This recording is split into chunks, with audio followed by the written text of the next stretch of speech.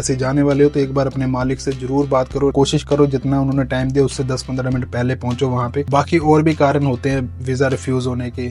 Indian खाने का 80% menu होना चाहिए उस रेस्टोरेंट में। हेलो दोस्तों, नमस्कार, एक बार फिर स्वागत है आपका हमारे चैनल पे इंडिया टू यूरोप। आज मैं आपको फुल प्रोसेस बताने वाला हूँ इंडिया से जर्मनी का। हमारे कुक लोग भाई कैसे आते हैं, क्या प्रोसेस है, क्या पेपर हो, A to Z, क्योंकि बहुत सारे आपके कमेंट आते हैं वही घूम फिर के। तो इस वीडियो में आपको मैं एक बार फिर क्लियर कर देने वाला हूँ कौन सी चेकलिस्ट है या जो भी अपडेट्स है नए A to Z। तो वीडियो को पूरा देखिए ताकि आपको कोई भी इंफॉर्मेशन मिस ना हो। तो जब भी आपको जर्मनी आना है सबसे पहले आपको इंडिया में चाहिए फतराक, job offer letter. Job offer letter मिलने के बाद आपको क्या करना है, एम्बेसी की अपॉइंटमेंट अप्लाई कर देनी है, ठीक है। क्योंकि एम्बेसी की अपॉइंटमेंट को थोड़ा टाइम लग रहा है, 4 से 5 महीने, तो अप्लाई कर दो।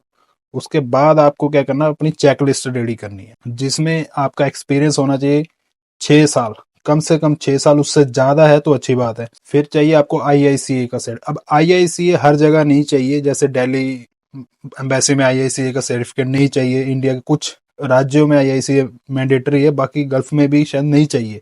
तो इन चीजों का ध्यान रखें। फिर अगले आपकी एज आपकी होनी चाहिए 24 साल या 25 साल, इससे कम नहीं होनी चाहिए। भले ज्यादा है नो प्रॉब्लम, 30 साल 35 साल नो प्रॉब्लम, पर 24 साल से कम ना हो। और बाकी चाहिए आपकी passport size photo. Passport size photo 5 से 6 पीस आप खिंचवा के रखो, क्योंकि IICA में भी लगती है और एम्बेसी में भी लगती है। और बैकग्राउंड वाइट चाहिए। उसके बाद आपको एक VIDX form, visa application form fill करना है। उसकी मैंने वीडियो बना रखी है, आप चाहो तो उस वीडियो को देख सकते हो, उसमें पूरा प्रोसेस मैंने बताया है। फिर चाहिए आपको PCC भी हर जगह नहीं लगती, जैसे दिल्ली एम्बेसी में जा रहे हैं तो आपको PCC चाहिए। बाकी इंडिया में और राज्यों में कहीं कहीं लगती, कहीं कहीं नहीं लगती, तो बनवा लो PCC, कोई प्रॉब्लम नहीं है। फिर आ जाता है एम्बेसी की अपॉइंटमेंट। जब ये आपके सारे डॉक्यूमेंट रेडी हो जाते हैं उसके बाद आ जाती है एम्बेसी की अपॉइंटमेंट। अगर आपने पहले अप्लाई किया, वेटिंग लिस्ट में है तो कोई दिक्कत नहीं, अगर नहीं किया तो अप्लाई करो। वेटिंग लिस्ट में वेट करो, 4 से 5 महीने लगते हैं। अब एम्बेसी में पेमेंट कैसे करनी है, 7 से 8 हजार रुपये पेमेंट होती है वहां की। कहीं कहीं वो DD मांगते हैं, DD मतलब डिमांड ड्राफ्ट, या कहीं कहीं वो कैश ले लेते हैं। तो इन चीजों का आप देख लेना, हर जगह का अलग सिस्टम है। फिर आ जाती है उसके बाद अगला स्टेप आपका इंटरव्यू कैसे। जब आपको अपॉइंटमेंट मिल जाती है एम्बेसी की, आपको मेल आ जाती है, कॉल आ जाती है, तो उसके बाद आपका इंटरव्यू होता है एम्बेसी का। उसमें आपने फुल फॉर्मल ड्रेस पहन के जाना है।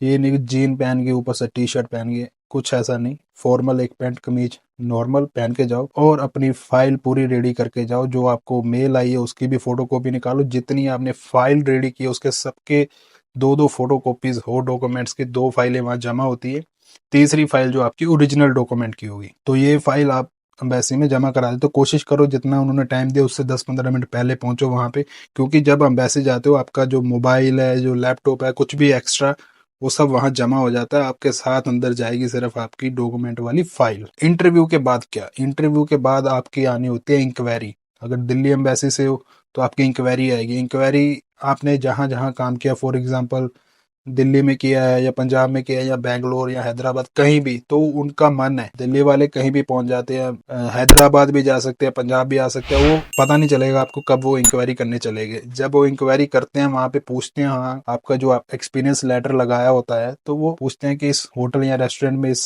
शख्स ने यहाँ काम किया है। तो कोशिश करो जब भी आप दिल्ली से लगा रहे हो या कहीं से भी, तो अपने उन पुराने होटलों को एक बार फोन करके जरूर अपडेट कर दो या उनको बता दो कि भाई मेरी ऐसी इंक्वायरी आने वाली है, तो प्लीज रिप्लाई अच्छे से करना, जो भी है जितना भी एक्सपीरियंस लगाया तो सच बताना, क्योंकि बहुत सारा स्टाफ बीच में चेंज हो जाता है होटल्स और रेस्टोरेंट में। तो ये इन चीजों का आप ध्यान रखो। उसके बाद इन केस अगर आपके वीजे की रिफ्यूजल आ गई तो अब क्या करें। रिफ्यूजल आ गई तो वेट करो, रिफ्यूजल का एक लेटर आता है आपके घर पे, उस पर रीजन लिखा होता है, हमने वीजा आपका क्यों रिफ्यूज किया, एम्बेसी ने वीजा क्यों रिफ्यूज किया।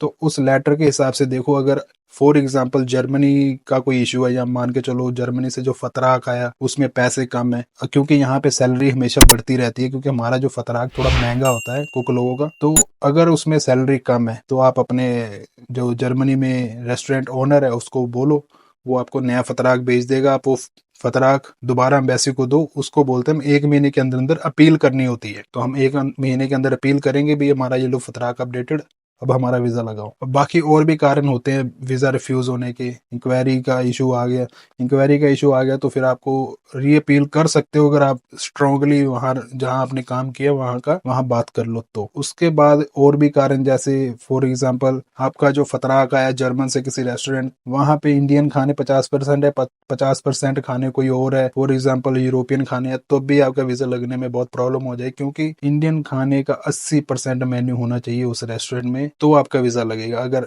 इंडियन खाने कम है और बंदे ने आपको फतराक भेजा हुआ है तो चांसेस बहुत मुश्किल है। तो ये था आपका अब तक का पूरा प्रोसेस। बाकी फतराक बढ़ते हैं, हमेशा रेट बढ़ते हैं, तो इस चीज को अपडेट करते रहो। अगर आपका फतराक 3-4 महीने पुराना हो गया और वैसे जाने वाले हो तो एक बार अपने मालिक से जरूर बात करो, रेस्टोरेंट के ओनर से, कि यही फतराक चलेगा या अपडेट हो गया, क्योंकि बहुत सारी रिफ्यूजलें आ रही है इसी के कारण। तो ये था एक टोटली जो प्रोसेस। बाकी रही VDIX फॉर्म कैसे फिल करना है उसकी मैंने वीडियो बना रखी, डिस्क्रिप्शन में डाल दूंगा। बाकी एम्बेसी की अपॉइंटमेंट कैसे लेनी है उसकी भी वीडियो बना रखी, वो भी डिस्क्रिप्शन में डाल दूंगा लिंक। टोटली सारी वीडियो बना रखी। तो ये एक फाइनल वीडियो थी जिसमें आपको पूरे डॉक्यूमेंट मैं बता सका हूँ। बाकी कुछ मिस होगा तो कमेंट करके पूछ लेना। इंस्टा और फेसबुक का लिंक भी मैंने डिस्क्रिप्शन में डाला है। मिलते हैं फिर अगली वीडियो में। Thank you so much.